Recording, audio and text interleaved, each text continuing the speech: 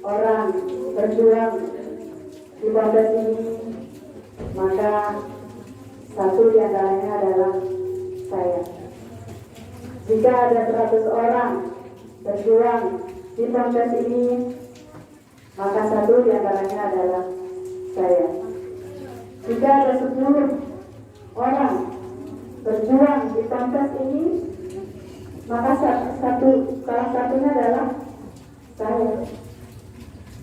Dan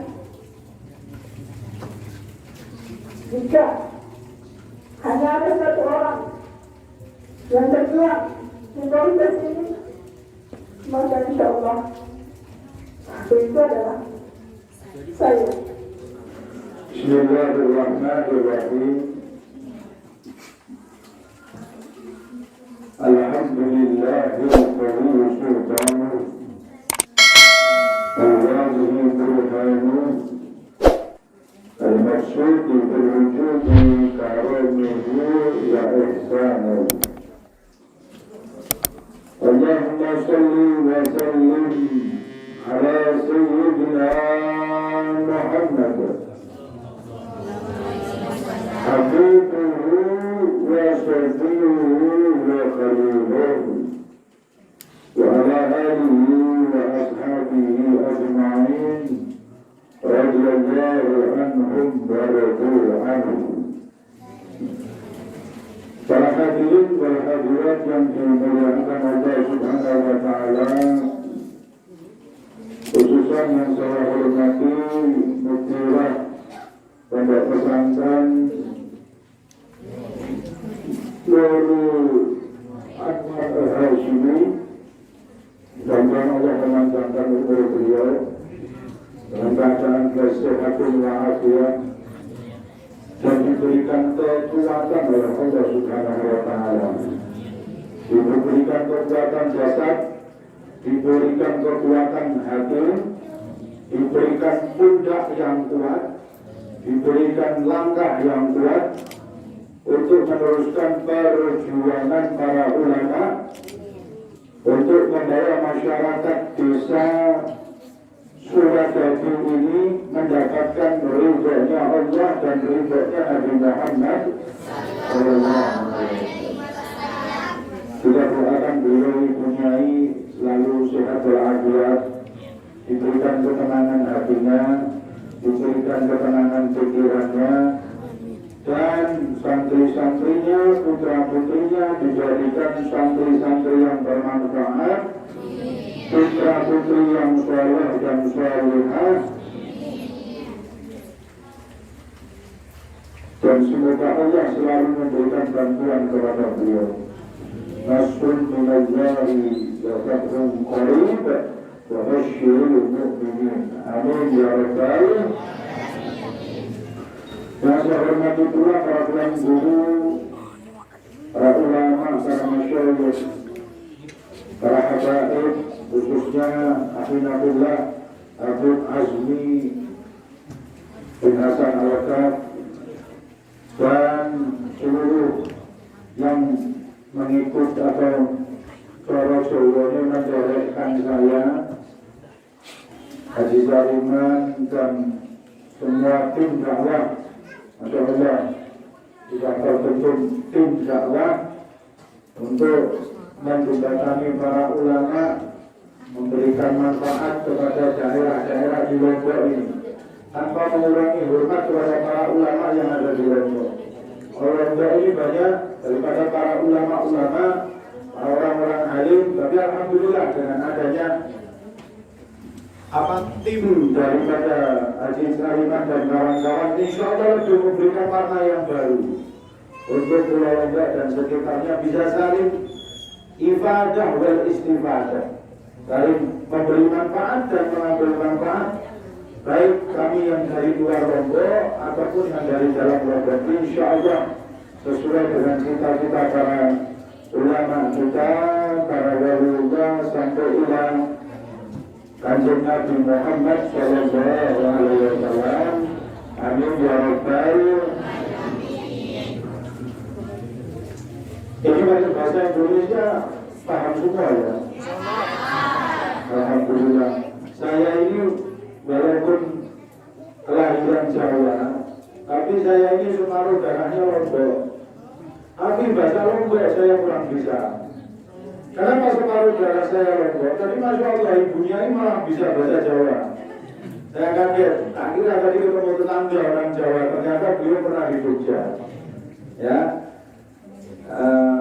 kebetulan ya mungkin senasib sama ayah saya juga aslinya orang Lombok.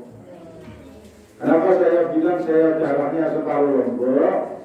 Karena ayah tiang itu orang Lombok, orang Lombok. Jadi kakek tiang juga orang Lombok, dimakamkan di Bintaro. Buyut tiang aslinya dari waduh, kalau sudah urusan orang ini konsentrasi terpecah. Keamanan nasional bisa terganggu ini. Gak apa-apa.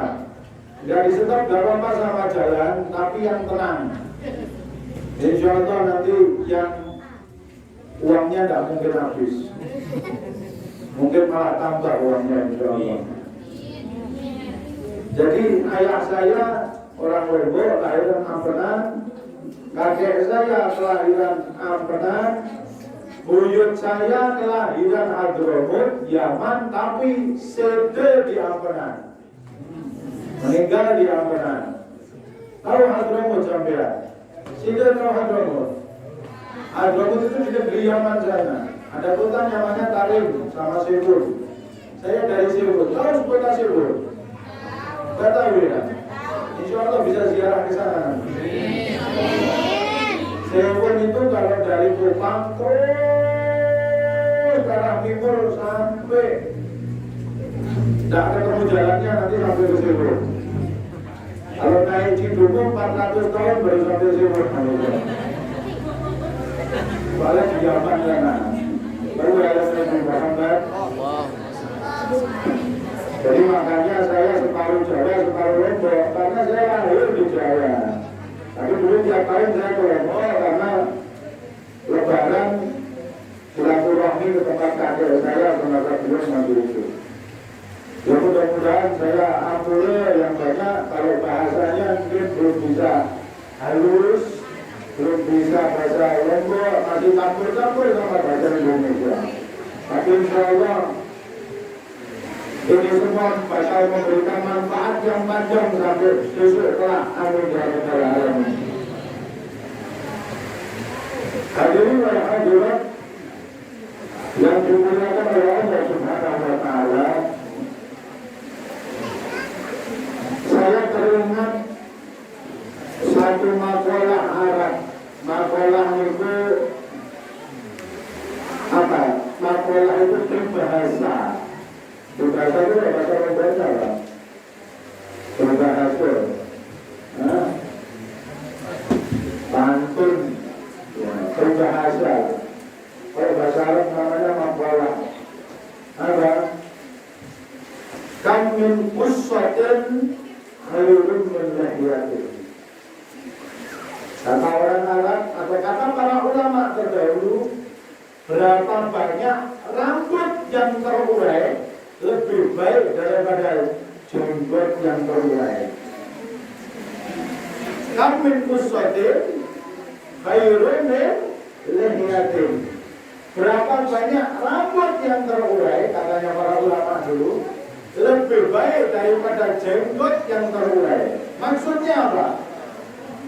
Maksudnya adalah anak-anak. Maksudnya adalah berapa banyak dari kaum wanita.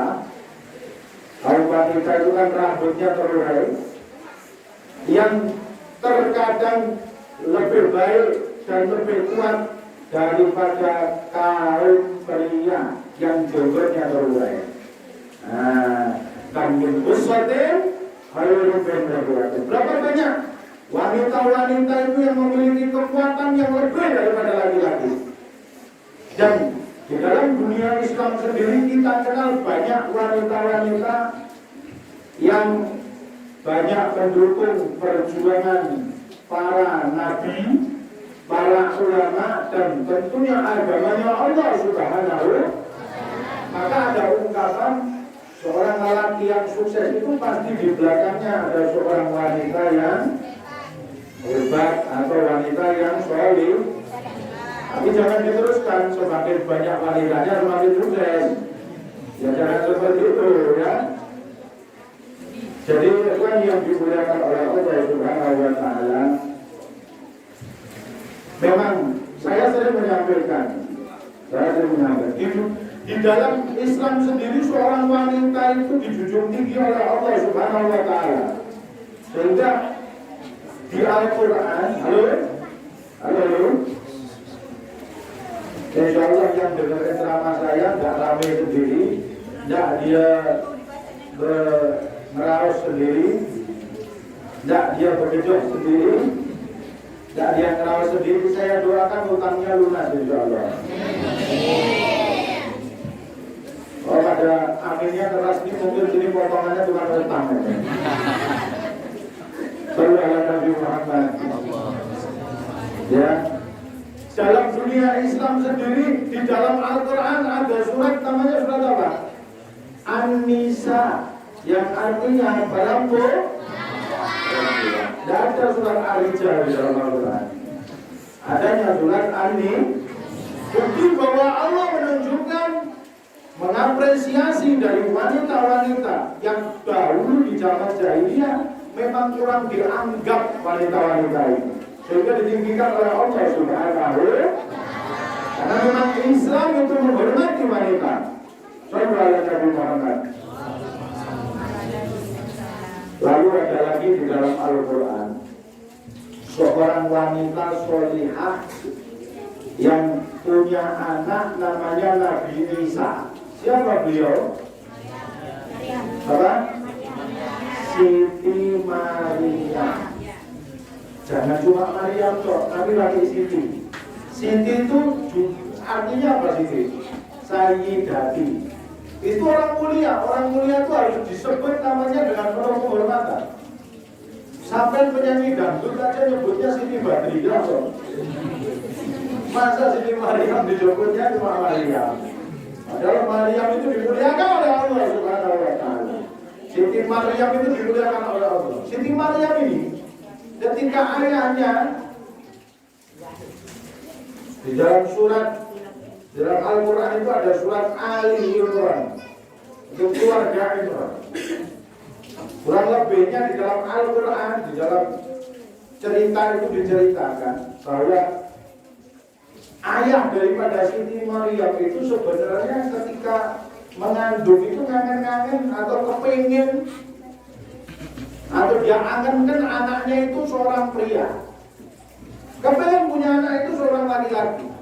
Memang kebanggaannya orang Arab itu ketika mempunyai seorang laki-laki, karena apa? Meneruskan keturunan. Ya, kalau perempuan kan sistem dalam Islam itu patrilineal. Itu keturunan diambil jalur dari laki-laki. Dan orang Arab juga patrilineal, dia mengambil jalur keturunan dari laki-laki. Maka kalau punya anak laki-laki senang. Kalau punya anak perempuan dulu dikubur zaman jahiliyah. Ya, kalau punya anak perempuan dulu dikubur zaman jahiliyah. Saking apa? Saking mereka malu. Karena anaknya itu nanti tidak bisa meneruskan keturunannya karena diambil dari garis laki-laki. Makanya Islam memuliakan perempuan bahkan lebih daripada laki-laki berkata. Ibu itu dimuliakan lebih daripada ayah. Benar apa tidak? Rasulullah mengatakan apa? Ummuka, thumma abuka. Ibumu baru ayahmu. Itulah di mana Islam mengapresiasi daripada seorang wanita. Maka jangan remehkan seorang wanita. Nah, ayahnya Siti Maria itu kepengen anaknya laki-laki.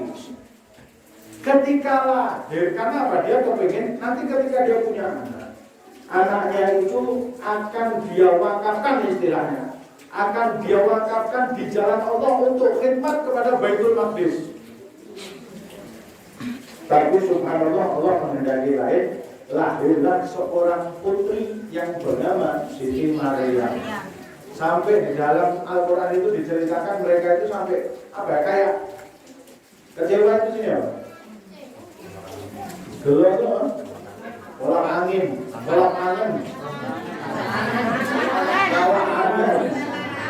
Wah, ini yang penerjemahnya kan dapat. Soalnya yang benar ada kolak angin. Salah angin. Sampai dikatakan di dalam Al-Quran wala isazda kalau enggak. Ya, anak laki ini tidak sama perempuan, jadi agak gelo.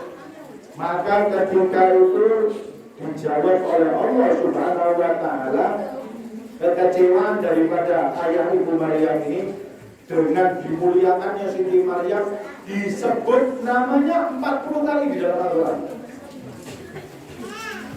Dan Siti Maryam ini diangkat oleh Allah, disucikan tanpa disentuh oleh seluruh laki-laki. Dia ditiupkan ruh langsung oleh Allah sehingga mempunyai anak yang suci bernama Nabi Allah Isa alaihissalam tanpa disentuh oleh satu laki-laki pun. Jadi masih betul-betul perawan suci, masih betul-betul virgin, suci tidak pernah disentuh, dan nanti di surga menjadi istrinya Nabi Muhammad. Dimuliakan ketika dia diremehkan oleh orang, Allah memuliakan dia. Makanya dia menjadi wanita yang namanya disebut 40 kali di dalam Al-Quran. Dan walaupun warga Imran tidak punya anak laki-laki, tapi lahir dari rahim Siti Maryam seorang nabi yang melebihi laki-laki di seluruh zamannya, Nabiullah Isa alaihi. Itulah ikhwan yang dimuliakan oleh Allah. Makanya jangan pernah meremehkan seseorang, apalagi meremehkan wanita. Ya, loh, kok pondok pesantren yang mimpin wanita diremehkan? Oh, hati-hati. Di dalam Al-Quran itu banyak wanita-wanita kuat yang dijamin surga oleh Allah Subhanahu wa Ta'ala. Rasulullah itu ketika Isra wal Mi'raj itu melewati satu tempat yang punya bau yang wangi luar biasa. Ketika ditanya sama Jibril, ketika bertanya kepada malaikat Jibril, ini tempat apa kok memancarkan bau yang wanginya luar biasa? Ini adalah makam Masyitah. Masyitah itu pendapat yang kuat, dia seorang wanita. Masyitah itu apa? Tukang sisir. Tukang sisirnya putrinya Fir'aun. Masyitah ini dia menyembunyikan keimanannya, karena Fir'aun menganggap dirinya Tuhan. Dan Fir'aun itu kejam, otoriter. Subhanallah, ketika masih nyisir daripada rambut putrinya Fir'aun, sisirnya terjatuh, dia menyebut nama Allah. Kaget si putrinya. Kok tadi nyebut Tuhan selain ayahku? Sampai akhirnya dilaporkan singkat cerita ke Fir'aun, diminta istilahnya untuk bertobat dan menyembah Fir'aun, dia tidak mau. Akhirnya disiapkan apa? Disiapkan satu panci besar berisi minyak yang mendidih. Kalau kamu nggak mau tobat kembali untuk menyembah Fir'aun dan kamu masih menyembah Tuhan Allah, maka kamu sekeluarga akan saya godok di dalam air ini. Air atau minyak yang sudah mendidih, direbus, dikelak orang sini. Dari kolak nangke, dikelak orang sini. Saya rebus, masuk satu-satu keluarganya. Anaknya masuk, dua istri suaminya masuk, hancur semua. Terakhir masih gendong bayi. Dia mau masuk agak iba karena lihat ini bayi. Saat itu bayi itu bicara, dikasih sama Allah izin untuk bicara. Wahai ibu, jangan takut, masuk ke situ. Allah sudah menyiapkan tempat yang lebih baik. Masuk bersama bayinya. Sehingga makamnya berbau wangi, dia syahid di jalannya, syahidah di jalannya Allah Subhanahu wa Ta'ala.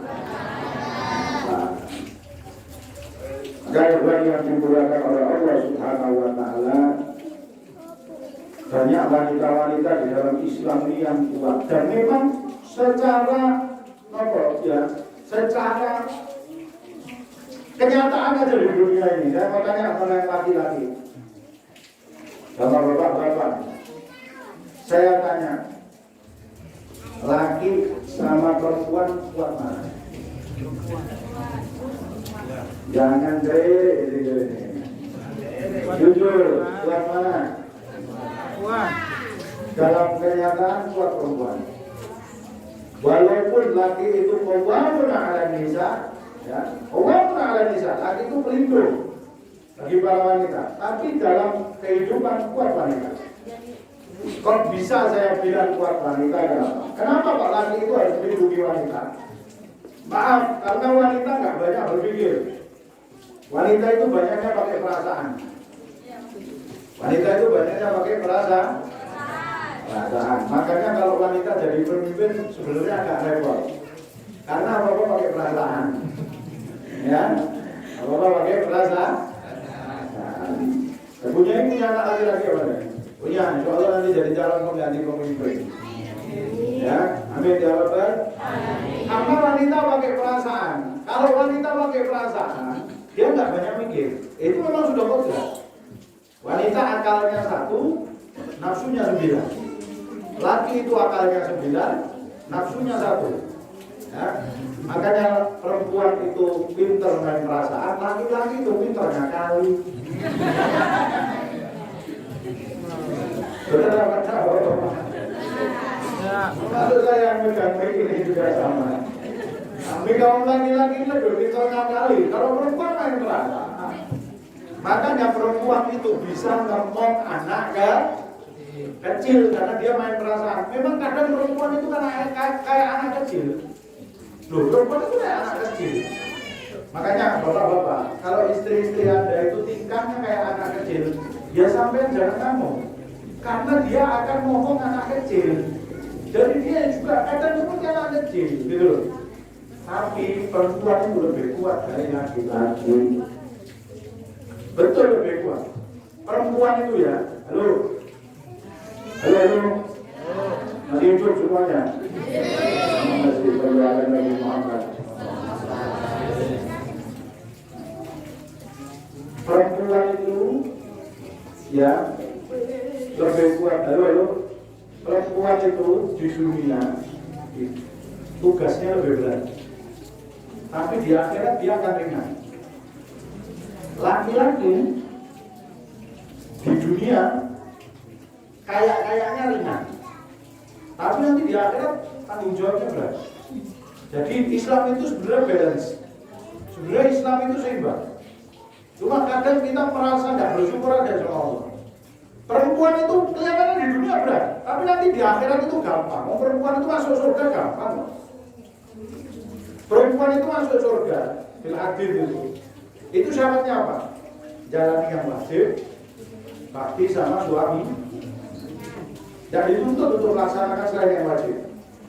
Yang sunnah apa itu bonus. Tapi dia diutamakan syaratnya masuk surga mengerjakan yang wajib, rukun Islam dan lain sebagainya, sama bakti sama suaminya. Suruh milih pintu surga yang mana masuk. Tapi kalau laki-laki, walaupun di dunia itu, kalau sini tuh sukanya cuma duduk, juga masakannya kurang kasih. Nah itu apa itu? Buat ini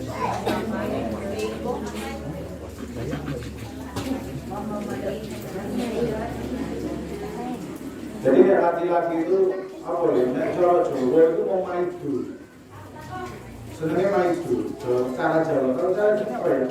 Pokoknya apa-apa senangnya nyalahkan. Apa ya? Bisa menang sendiri. Menang mesa. Ya, masakan kurang asin, ngomeh. Masakan tehnya kopinya kurang manis, ngomeh. Ya. Terus di rumahnya punya kurang bersih, ngomeh. Itu kan kerjaannya laki-laki. Tapi nanti di akhirat berat laki-laki itu, tanggung jawabnya besar. Kalau sampai istrinya buka aurat, dilihat sama orang lain, suaminya tidak ingatkan, suaminya besok yang diadab sama Allah Subhanahu wa Ta'ala. Anak putrinya buka aurat, dia tidak ingatkan, dia yang akan ditanya sama Allah, dia diadab oleh Allah. Pembantunya sampai nggak sholat, anaknya nggak sholat, dia tidak ingatkan, dia akan ditanya oleh Allah Subhanahu wa Ta'ala. persidangannya lama nanti seorang laki-laki. Makanya di dunia kelihatannya santai-santai, makan sama ngomeh, minum sama ngomeh, apa-apa sama ngomeh, tapi nanti ada. Kalau wanita berat di dunia, wanita berat di dunia. Makanya saya bilang wanita itu di dunia lebih kuat dari laki-laki. Kenapa? Karena wanita itu bisa mengerjakan semua kerjaan laki-laki, sedangkan laki-laki belum tentu bisa mengerjakan semua kerjaan wanita. Yang saya omongkan betul apa salah? Ini contoh ibunya ini. Sekarang jadi pimpinan pondok pesantren. Itu tugasnya laki-laki, dia bisa. Dan beliau tetap insya Allah bisa terus hebat dan kuat. Amin ya rabbal alamin. Jadi wanita itu bisa melakukan kerjaan semua laki-laki. Wanita suruh kerja bisa, suruh mobil bisa, suruh jadi ojek online bisa wanita. Suruh kerja di kantor bisa, suruh jadi kuli panggul bisa. Itu kan kerjaan laki-laki semua, wanita bisa melakukan. Benar nggak? Suruh jualan di toko bisa, suruh jadi PNS bisa, suruh jadi bos perusahaan bisa. Itu wanita hebatnya. Suruh jadi ibu bisa, ibu buat anak-anaknya bisa. Itu kuatnya wanita. Sudah suruh nyuci, masak, nyuci, ngelak, bersih-bersih, meriri, apa semua istilah. Nguli kalau mau lebaran itu namanya nguli ya, buat roti, buat apa itu? Nah, tahu sama buat timur itu lain. Itu semua wanita bisa lakukan. Belum nanti ngurus suami, belum nanti ngurus anak, belum sama suaminya tambah suruh kerja online lagi. Tapi laki-laki juga kerja bisa, jadi kuli panggul bisa, jadi bos bisa, cari uang pinter, mimpin pondok pesantren bisa, suruh nyuci baju, suruh ngelak, suruh masak, suruh ganti pampers,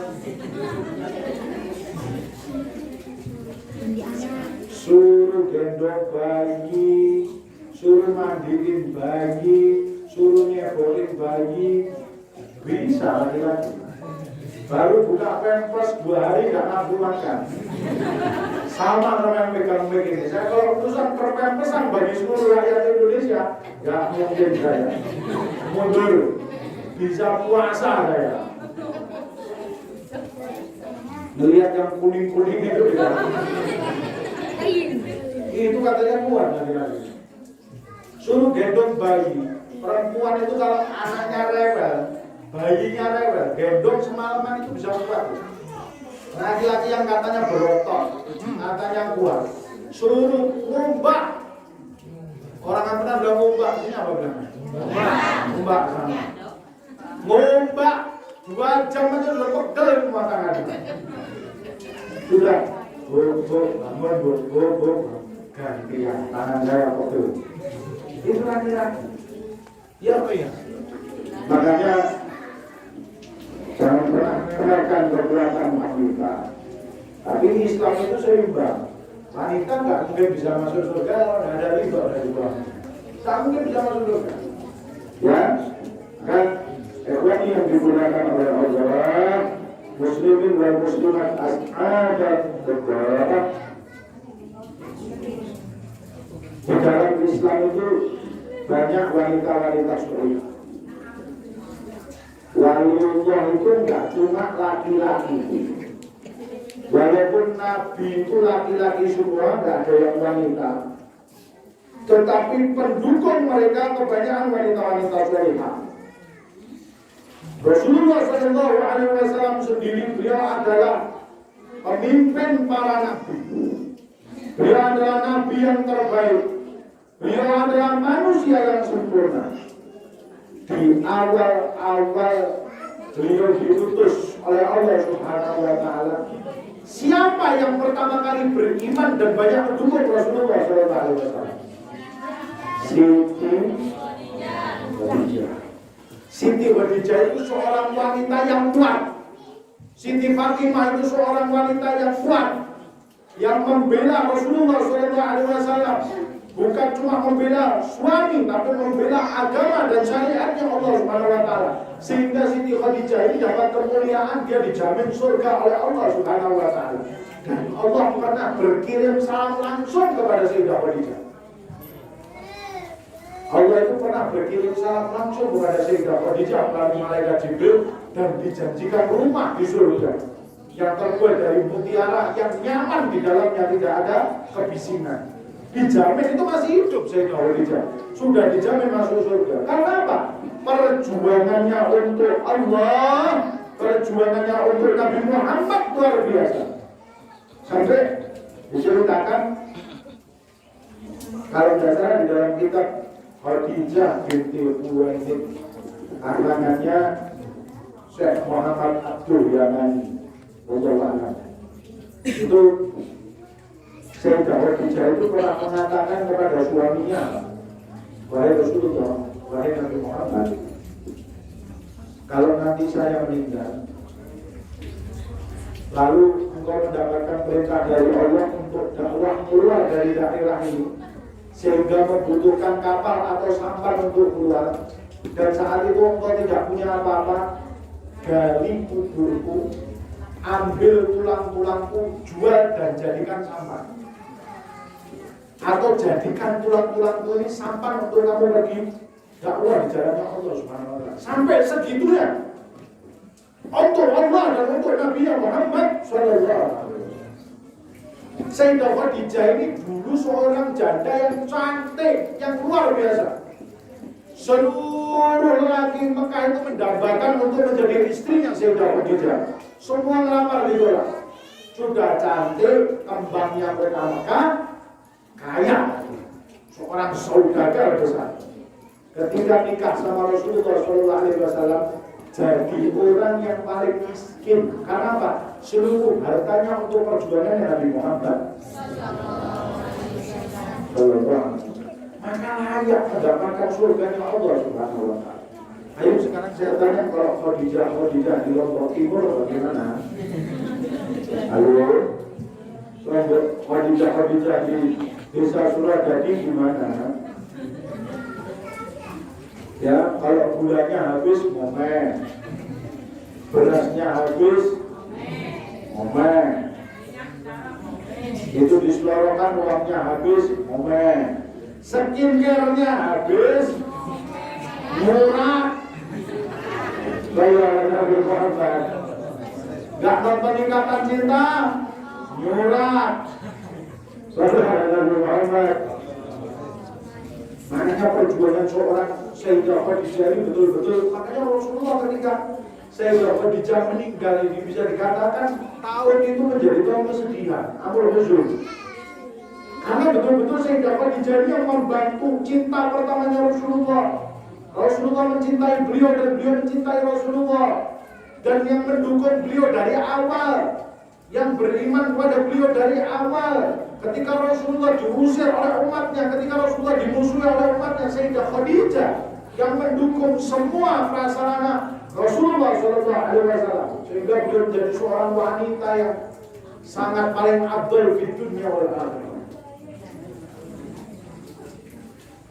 Pernah diceritakan Rasulullah itu waktu awal-awal menerima wahyu, beliau keluar dari Gua Hira. Ketika beliau masih dalam keadaan menggigil dan ketakutan ketemu malaikat Jibril, ketika itu datang ke rumah, beliau mengatakan kepada Khadijah, ya Khadijah, makhluk itu masih kelihatan ya Khadijah, makhluk itu masih kelihatan ya Khadijah dalam kamar. Maka Siti Khadijah mengatakan kepada Rasulullah, Siti Khadijah ini bukan cuma kaya, cantik, tapi beliau juga cerdas. Karena beliau banyak belajar dari sepupunya namanya Waraqah bin Nawfal. Beliau itu banyak belajar daripada kitab-kitab Allah yang terdahulu. Jadi orangnya cerdas. Ya. Ketika itu mengatakan makhluk itu masih kelihatan ya Khadijah. Makhluk itu masih kelihatan. Lalu Siti Khadijah itu pindah ke sisi kanan Rasulullah SAW. Baik suami itu apakah masih kelihatan makhluk itu? Kata Rasulullah masih kelihatan ya Khadijah. Pindah ke sisi kiri Rasulullah. Wahai suami itu masih kelihatan, masih kelihatan kalau Khadijah. Karena pinternya Sayyidah Khadijah, karena cerdasnya Sayyidah Khadijah, wanita itu harus cerdas. Wanita itu juga harus cerdas, makanya wanita itu harus sekolah.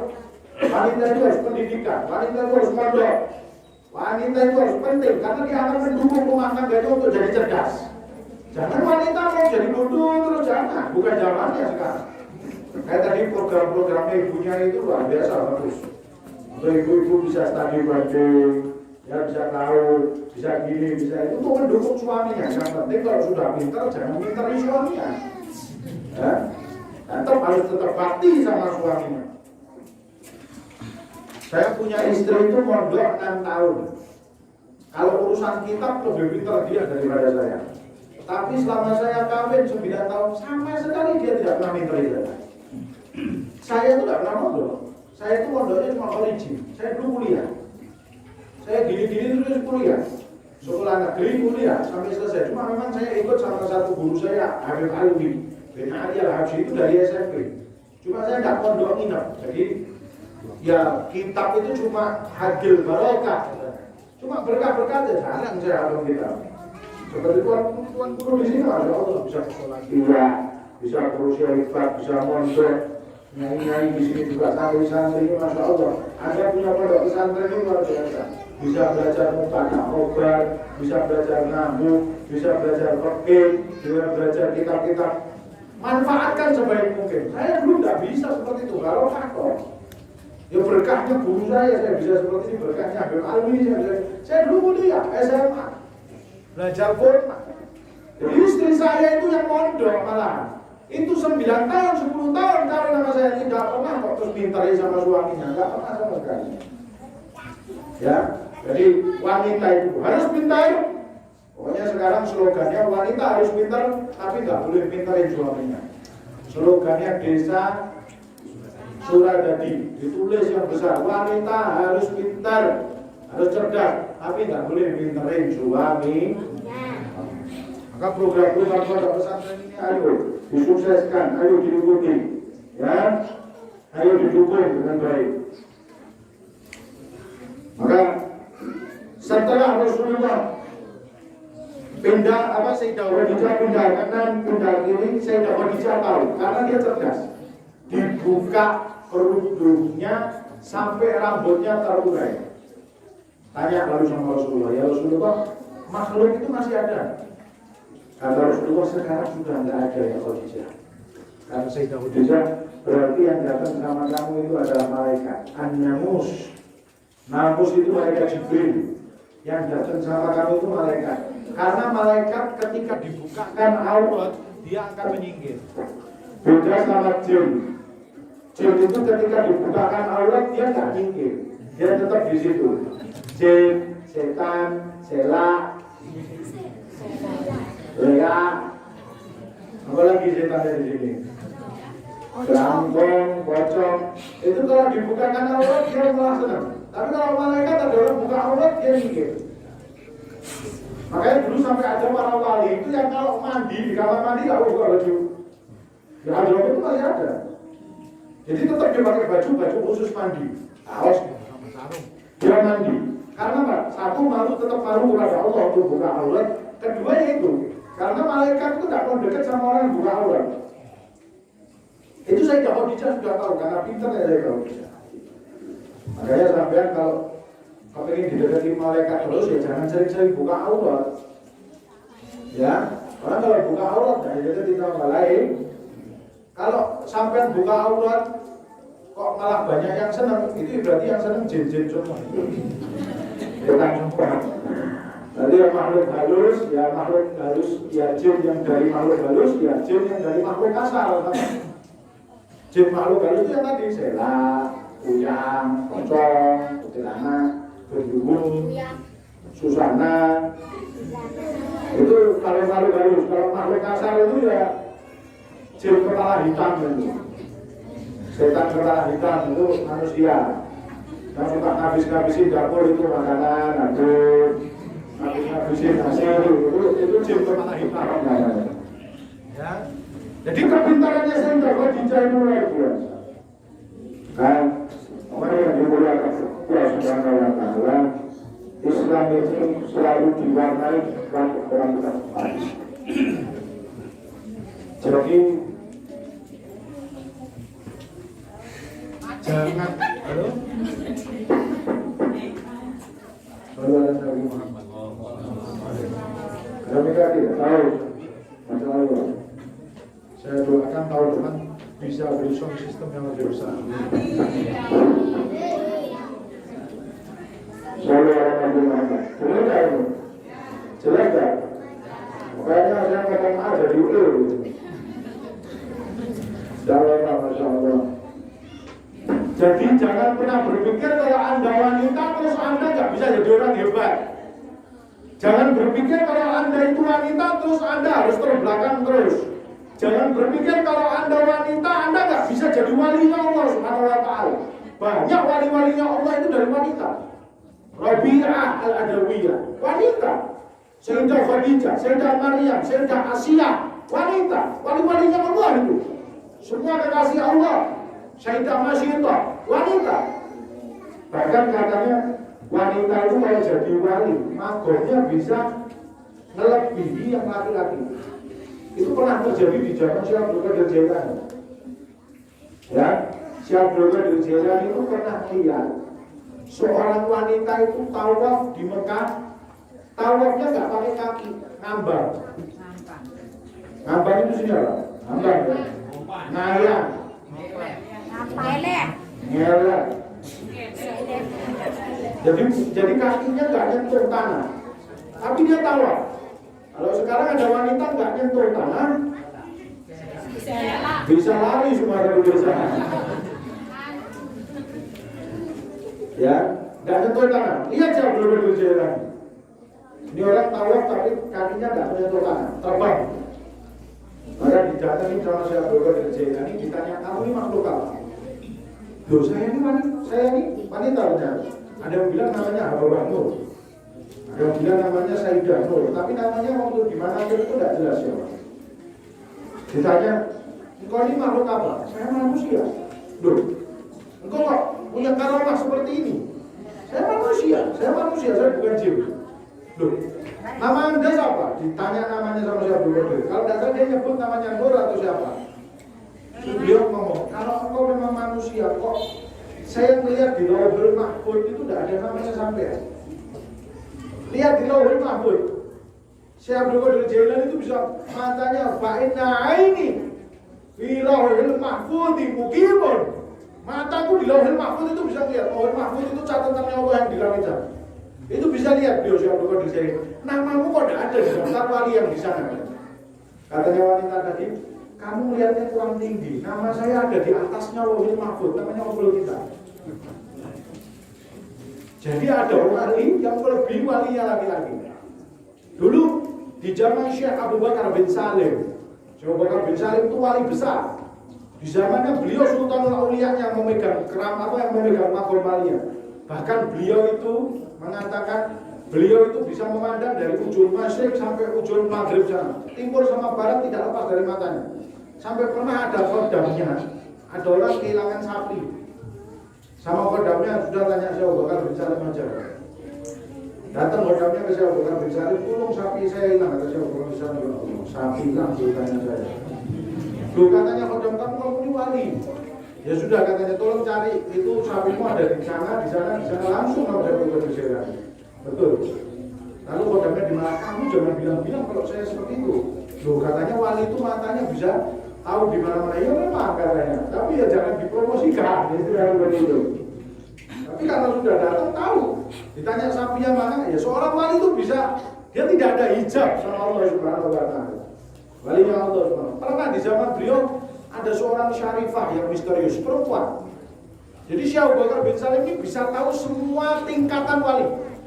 Tahu, ini wali tingkatannya segini, ini wali tingkatan, karena di zamannya beliau memimpin para wali. Dia bisa tahu, oh ini wali tingkatannya Abdal, oh ini wali tingkatannya Autad, oh ini wali tingkatannya Akhyar, oh ini Nujaba. Itu tahu beliau, karena beliau wali itu. Ada satu wali perempuan yang dia tidak bisa tahu. Ini tingkatannya sampai mana tidak tahu, penasaran. Kebetulan wali perempuan itu bangsanya sama-sama saya, melahirkan. Syarifah bangsa Mulakhirah di zamannya beliau. Dia nggak tahu ini wali ini kok saya nggak bisa menembus magomnya sampai mana.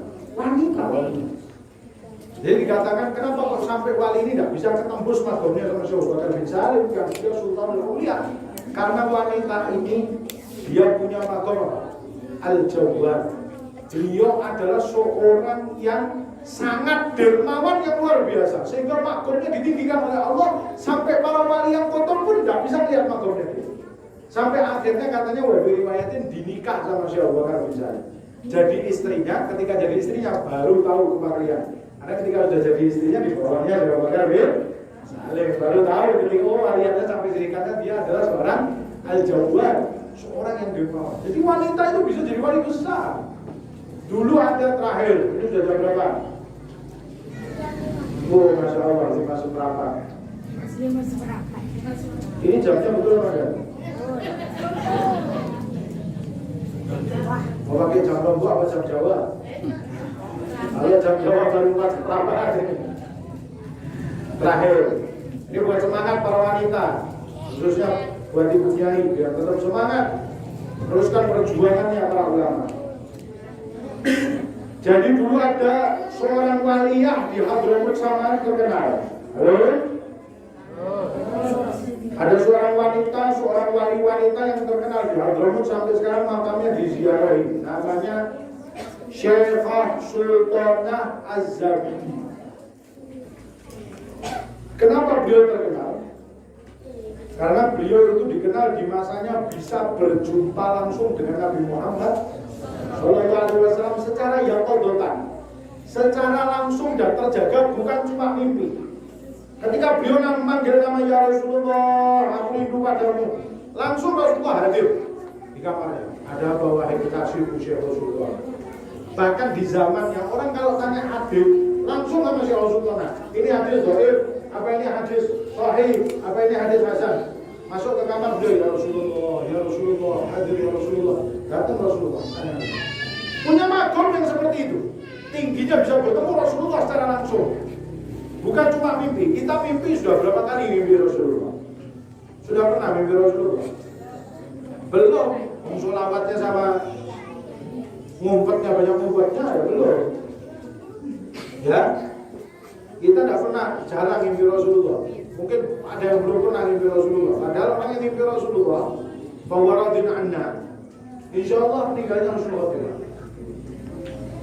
Orang yang bisa mimpi Rasulullah, ayo sekarang kita berjuang untuk bisa mimpi Rasulullah. Karena orang yang mimpi Rasulullah dan Rasulullah ridha kepada kita, insya Allah meninggalnya besok pasti husnul khatimah. Karena ada nas dari Rasulullah, man ra'ani fil manam fasayaroni fil yaqظah. Barang siapa yang melihat aku di dalam tidurnya, maka kelak akan berjumpa aku dalam keadaan terjaga. Kata ulama, minimal waktu sakaratul maut dibantu oleh Rasulullah sallallahu alaihi wasallam. Makanya ayo, gimana caranya kita mimpi Rasulullah? Mimpi kok selak terus dia lagi. Mimpi Rasulullah, makanya kumpul sama dzurriyyah Rasulullah, cinta sama dzurriyyah Rasulullah. Banyak sholawat kepada Rasulullah. Itu nanti akan mimpi kepada Rasulullah. Tidak mau kumpul sama dzurriyyahnya Rasulullah. Ada dzurriyyahnya Rasulullah kok malah nggak seneng. Nggak mau sholawat sama Rasulullah. Sholawat sama HP-nya banyak pegang HP-nya. Baca sholawat sama selfie-nya banyak foto selfie-nya. Nah, itu kalau mau ketemu Rasulullah ya nanti dulu. Nah, Syekh Rasulullah ini dia mendapat kemuliaan ini karena apa? Karena satu, dia mencintai dzurriyyah yang luar biasa. Karena beliau sering mengikuti kajian-kajian para habaib, yaitu Habib Abdurrahman As-Segaf dan anak-anaknya, Abu Bakar Sakran Ramadhan, dan banyak sholawat kepada Rasulullah SAW. Beliau itu tidak duduk, tidak berdiri, tidak tidur, kecuali lisannya selalu menyebut namanya Nabi Muhammad SAW. Selalu bersolawat kepada Nabi Muhammad SAW. Sehingga satu malam dia mendengar satu suara tanpa rupa yang mengatakan, mintalah kepadaku maka aku akan mengabulkan di dalam mengajar. Dengar suara seperti itu. Lalu dia tanya sama gurunya, baik guru, saya tadi malam dengar suara seperti itu. Apa yang harus saya minta kepada Allah? Maka kata gurunya, permintaan terbaik adalah ijtima' bin Nabi Muhammad, selalu bisa bertemu dengan Nabi Muhammad SAW. Maka itu dia minta sama Allah, ya Allah, hajatku cuma satu. Ketika aku memanggil nama Nabi Muhammad, aku merindukan Rasulullah hadir hadir ya, dan dikabulkan oleh Allah. Terkenal di zamannya Syekhah Sultanah. Lisannya tidak pernah berhenti bersolawat dan mencintai anak cucu Nabi Muhammad. Itu makamnya ada di Ziarahi di Zabidi di daerah dekat Tarif di sana.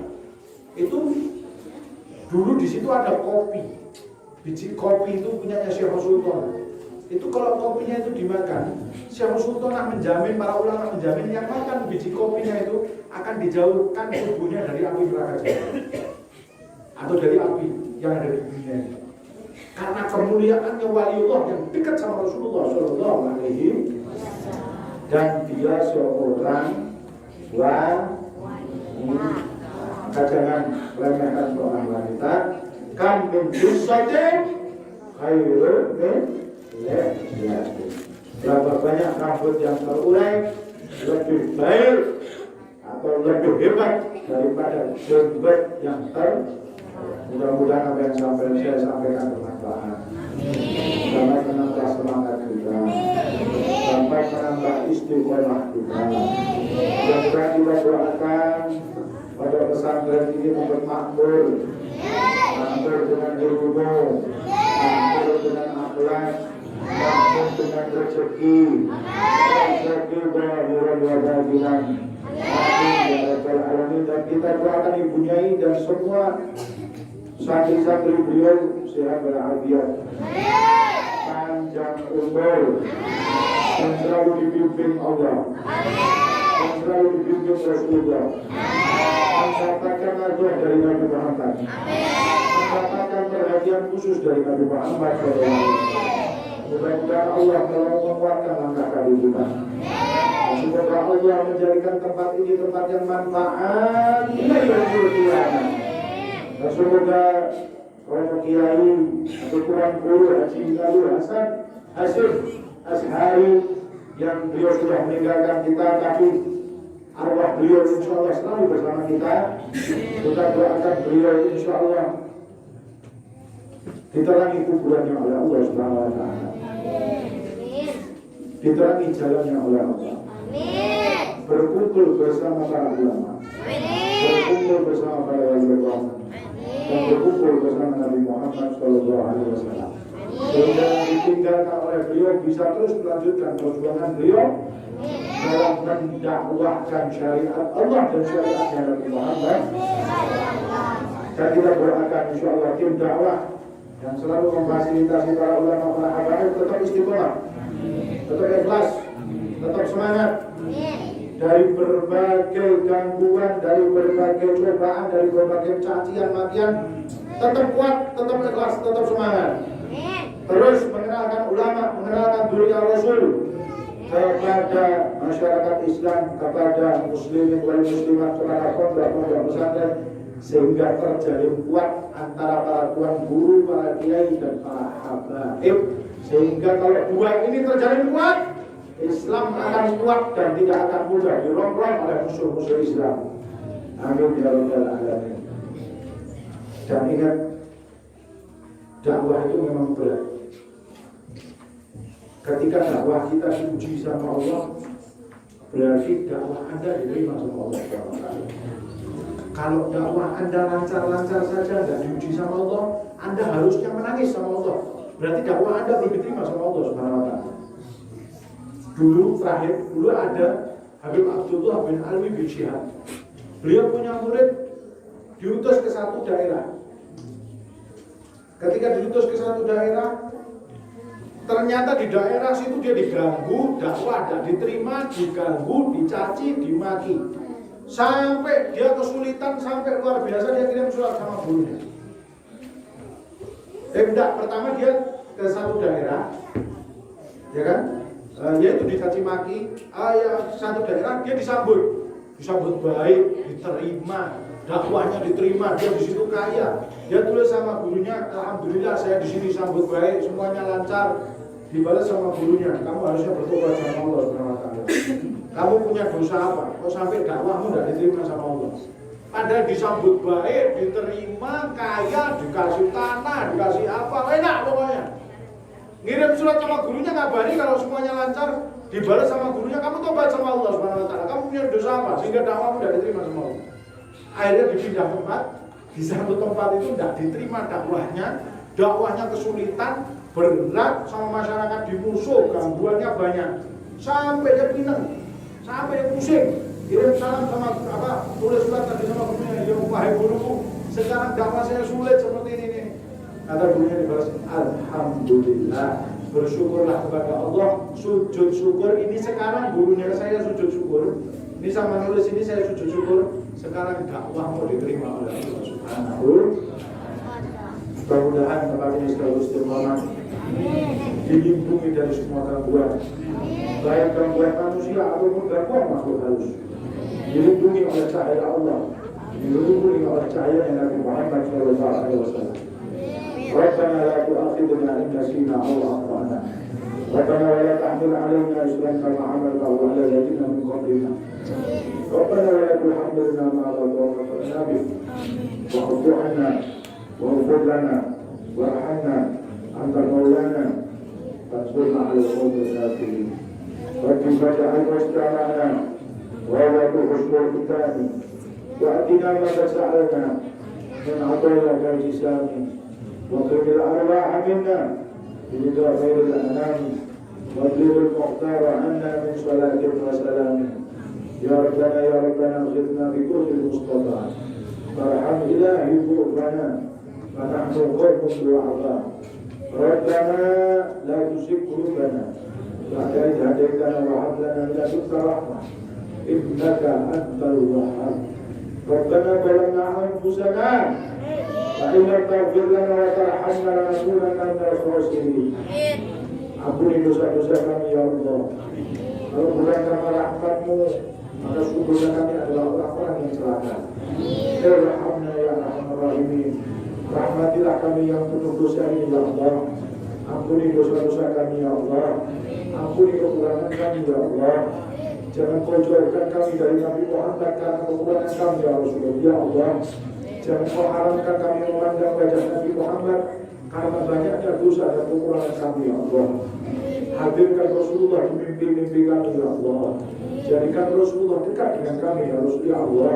Jadikan Rasulullah memandang kepada kami ya Rasulullah ya Allah. Jadikan Rasulullah menjadi pelindung penolong kami ya Allah ya Arhamar Rahimin. Allahumma in ahadan aradana bisu'in minal jinni wal insi والوحوش أو غيرهم من المخلوقات من بشر أو شيطان أو سلطان أو وسواس فارزقنا بالحب انتكاس وقلوبهم بالوسواس وأيديهم بالإفلاس وأوبقهم من الرجل إلى الراسل لا في سهل يزع ولا في جدر يطلع بألف لا حول ولا قوة إلا بالله العلي العظيم. حميم حميم حميم حميم حميم حميم حميم قلنا الأمر وجعلنا سرور وعلينا لا ينصرون. بسم الله بابنا تبارك حيطاننا ياسين سقفنا كافها عين صاد كفايتنا حميم عين سنقف حمايتنا فسيكفيك والله سميع عليم ولا حول ولا قوة إلا بالله العلي العظيم. الله الكافي ربنا الكافي وسيدنا الكافي وجدنا الكافي وكل الكافي كفانا الكافي ونعم الكافي الحمد لله. انصرنا يا الله فإنك خير الناصرين وافتح لنا يا الله فإنك خير الفاتحين واغفر لنا يا الله فإنك خير الغافرين وارحمنا يا الله فإنك خير الراحمين وارزقنا يا الله فإنك خير الرازقين واهدنا ونجنا من القوم الظالمين برحمتك يا أرحم الراحمين. بجاه سيدنا محمد بحرمة سيدنا محمد ببركة سيدنا محمد بوسيلة سيدنا محمد بسر سيدنا محمد باسم سيدنا محمد بنور سيدنا محمد بشفاعة سيدنا محمد بعظمة سيدنا محمد لا تفرق بيننا وبين النبي محمد صلى الله عليه وسلم. ربنا آتنا في الدنيا حسنة وفي الآخرة حسنة وقنا عذاب النار وادخلنا الجنة مع الأبرار يا عزيز يا غفار برحمتك يا أرحم الراحمين. وإلى حضرة النبي محمد صلى الله عليه وسلم شهد الفاتحة. Dan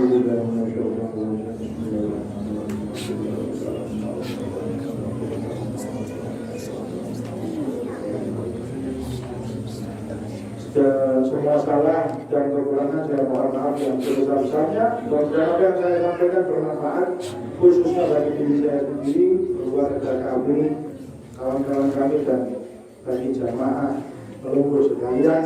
Mudah-mudahan bermanfaat di sini waktu yang akhirat. Wallahu muwaffiq ila siratal rasyad. Wassalamualaikum warahmatullahi wabarakatuh.